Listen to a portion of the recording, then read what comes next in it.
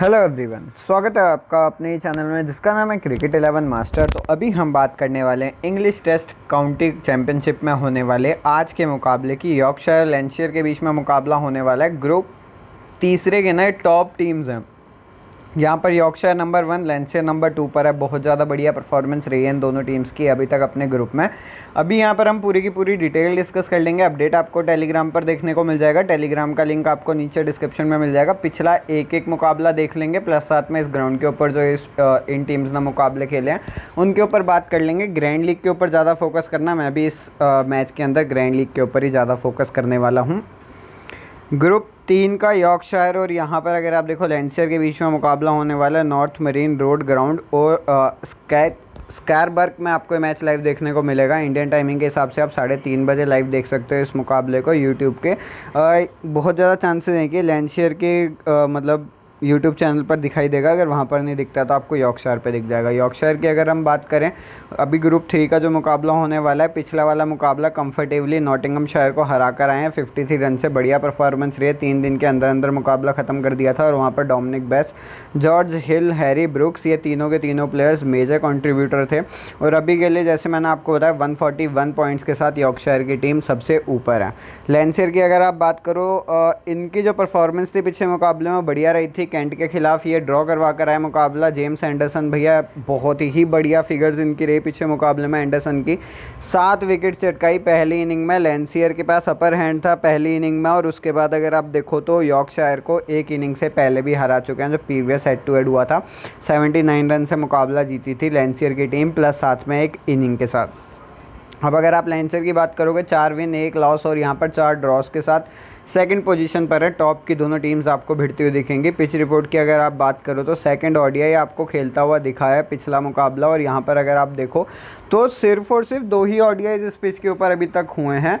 Quick field है, spinners यहाँ पर आपको बढ़िया परफॉर्म कर देकर जा सकते हैं। वही वाली बात है, बॉलर्स फेवरेबल पिच हो सकती है तो आपको उस हिसाब से देखना है, क्योंकि 1976 से 1978 तक वो 2 साल थे भैया जहाँ पर बहुत ज़्यादा मुकाबले हुए थे इस पिच के ऊपर। उसके बाद ज़्यादा मुकाबले इस पिच के ऊपर हुए नहीं हैं। अभी भी ये टीम्स इस पिच के ऊपर इसलिए मुकाबला करवा रही हैं क्योंकि इंटरनेशनल मुकाबले चल रहे हैं इंग्लैंड और पाकिस्तान के, तो बड़े बड़े ग्राउंड्स जो है वो वहाँ पर रिजर्व्ड हैं।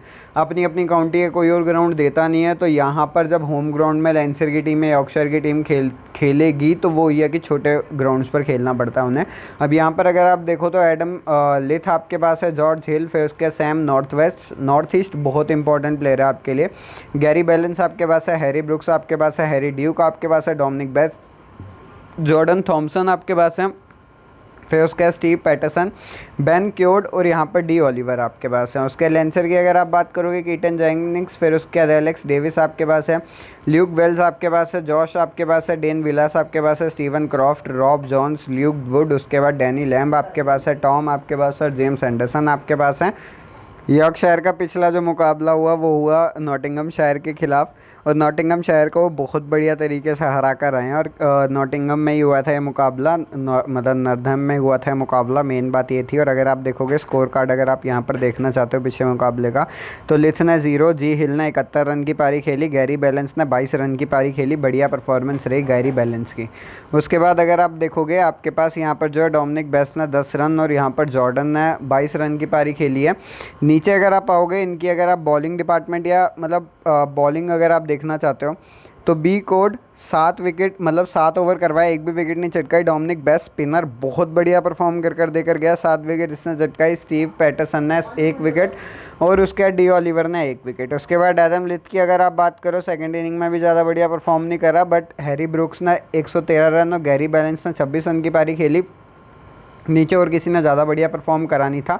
अब अगर आप नीचे आओगे बॉलिंग डिपार्टमेंट देखोगे, B Coad 2, Steve Patterson 2, Dominic Bess 2, D Olivier यहाँ पर 3 विकेट।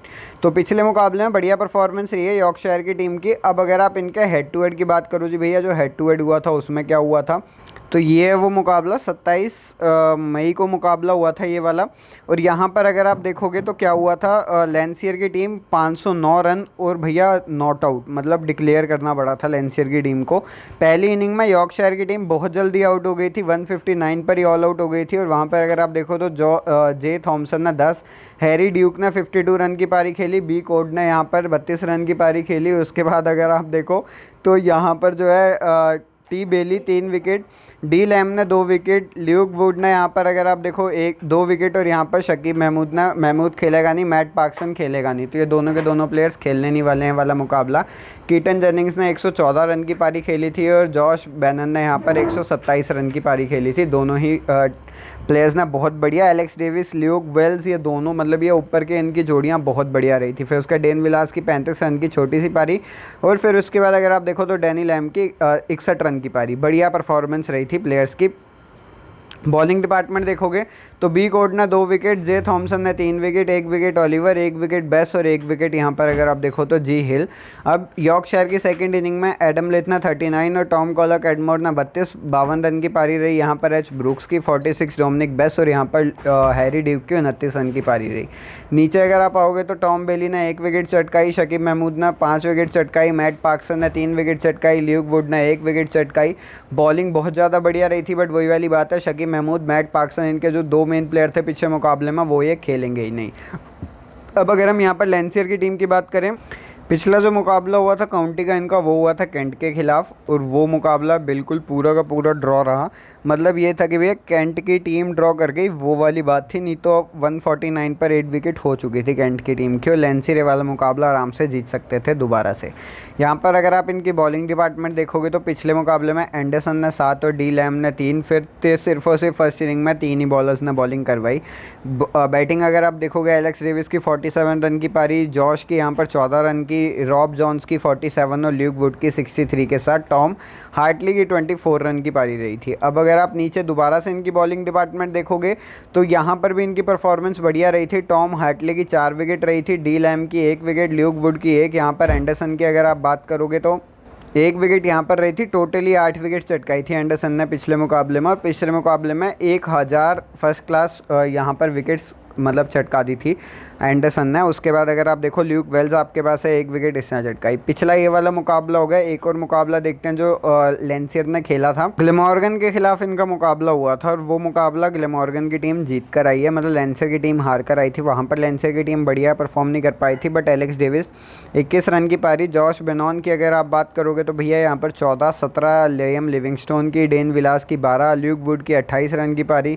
और यहाँ पर ना आपको कुछ ऐसे प्लेयर्स भी देखने को मिलेंगे जो अब यहाँ पर नहीं खेल रहे हैं, मतलब नए वाले स्क्वाड में नहीं खेलेंगे। जो कुक की अगर आप बात करो तो यहाँ पर अगर आप देखोगे, अगर हम इनकी बॉलिंग डिपार्टमेंट देखें तो बॉलिंग में यहाँ पर शकीब, टी बेली, यही प्लेयर्स थे। शकीब महमूद आपको कंसिस्टेंसी बढ़िया परफॉर्म कर देकर जा ही रहा था। टॉम बेली ने 3 विकेट, 2 विकेट डैनी लैम ने चटकाई। उसके बाद लैंसियर की दोबारा बैटिंग आई, यहाँ पर एलेक्स डेविस 47 रन की पारी, ल्यूक वेल्स की 26 रन की पारी रही। नीचे अगर आप पाओगे, अगर आप देखोगे इनकी दोबारा से बॉलिंग डिपार्टमेंट, तो यहाँ पर फिर से शकीब ने 1 विकेट चटकाई, फिर उसके बाद टॉम बेली ने 1 विकेट चटकाई, ल्यूक वुड ने 1, और यहाँ पर मैट पार्किंसन ने 1। यहाँ पर शकीब और मैट पार्किंसन तो खेल ही नहीं रहे हैं। अब यहाँ पर मैं आपको पिछले कुछ मुकाबले दिखा चुका हूँ, अभी यहाँ पर हम टीम डिस्कस कर लेते हैं।